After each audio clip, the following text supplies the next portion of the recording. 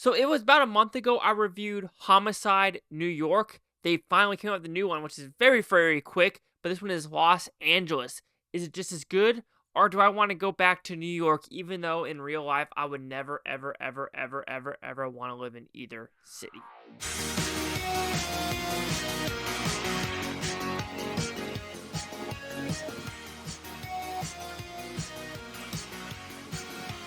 So Chase Liaki here with the Blue Futon reviewing Chase Liaki here with the Blue Futon reviewing Homicide Los Angeles, which is about pretty simple premise. This again is 5 episodes of different homicides that occurred in Los Angeles in a specific time frame that do connect some cops. Like I said, this is verbatim in New York, but with Los Angeles. But I think the cases are a lot less weak than, New York. I think that's the reason because the Los Angeles cases they chose, most of them are like high profile, like not average people. I know that sounds kind of weird, but at least in New York one, it felt like, they were New Yorkers and they were, living on, I don't want to say living on the streets, but they weren't like, the Fox executives, race car drivers, etc., etc. That I want to know these like, normal Joes and normal Janes and why they got brutally murdered. Here, there was a lot of high profile cases. I do think that some of them are interesting, but again, my interest level was kind of decreased throughout this series. Yes, the cool stuff is the transitions, like in the New York one was from subway to subway. This one, of course, is, the highway system, because the highway system in Los Angeles is trash. I have driven it multiple freaking times. So anyway, when talking about these cases, the first one is Hunting Phil Spencer. Like I said, high profile, a huge music producer. And in this one, there's a lady in his house, and he says she committed suicide. Did she? Of course she didn't. Come on now. Are we that stupid to believe that? He's a freaking idiot. He is a high-profile person who has a temper and thinks he can get his way with sexual assaulting women and doing nasty freaking shit. And also, here's the thing. I've realized this. Maybe it's not all DAs, but it's a lot of DAs. They refuse to take cases they think they're going to lose. How disgusting is that?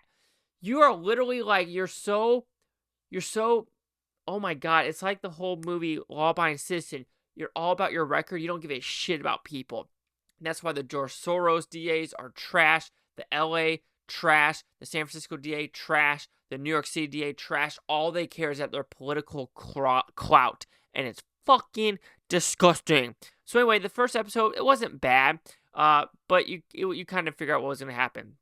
Episode 2 is the race car killer. Another high profile one, with a legendary race car driver and his wife are shot in their driveway. So this one I thought was more interesting because it had a lot more cat and mouse chasing for the first 15-20 minutes. Unfortunately, this is also the one where you knew exactly who the killer was, like in the first 15-20 minutes, because something happens to the killer in 15-20 minutes, you're guilty. You're freaking guilty, and you're doing stuff that just makes it super easy to realize what is freaking going on. All right, episode Trace, we have Murder at the Beach. So this one is actually kind of a low-profile one that spans 30 freaking years. And this one deals with technology of DNA and a rapist. This was probably the most interesting one because this was, like I said, in the 80s, and it got solved 30 years later, the cold case about, everyone thinking the husband did it, the husband did it. And this one is a huge cat and mouse chase of who and what and why. So I think episode 3 was probably the best one because it was the one where I was like, ooh, who done it? And you didn't know who it was. And like I said, it was a low profile case where it just felt like, this lady, this 20-year-old died, and you want to know why she died. It's not like a high profile case. So I really like episode 3 a lot. All right, episode 4, A Hollywood Affair, again. This is about a basketball player who injured his back because he was a stuntman, and he turned into a Fox executive, and he disappeared. Did he disappear because he had multiple affairs? And it's also another weird one where everyone's like, he was a loving husband, but he cheated multiple freaking times. It's like, okay, maybe not the husband, but like the sister. I understand you're supposed to love your family, but at a point you go to your brother and be like, yo, what the fuck are you doing? Why do you keep having all these affairs? Like, come on now. I think affairs are just nasty overall.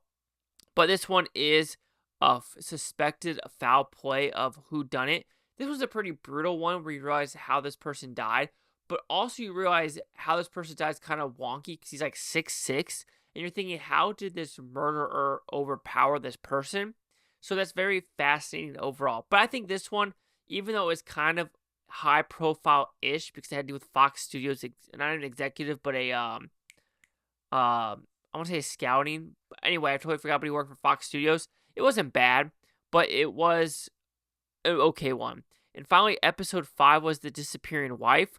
And this one was a former California senator's daughter vanishes, leaving behind a horrific blood-stained car.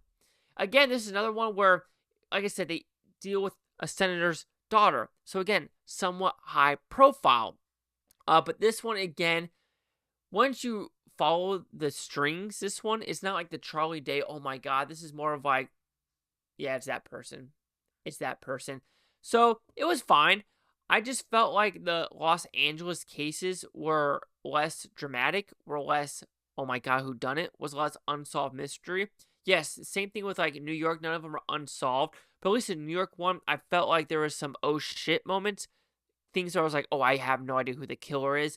And just more grounded and down to earth. The LA one kind of felt like LA. It's flashy, it's fake, and all we care about are the high profile people. And that's what this series kind of did for Los Angeles. So Homicide Los Angeles will receive a 3.5 out of 5 with Futons, which goes at 70%. So let's see the critics and user scores gave this one. So it looks like audience score for this one was at 89% with no... Okay, we have a couple critics, 2 of them, a 7 out of 10, and a positive, so they're both positive. So we'll go with my 70s. So 70s, 89, I'm cheating on this one. Chase Stock here at the Blue Futon. Like, comment, subscribe. All my things Bluetontopia. You Bluetonians, thanks for watching. Have a great day. I can watch this tape tomorrow, week from a month, and a year from now. I'm freaking one of you. Peace and love, and don't murder people. Bad. Murder is bad.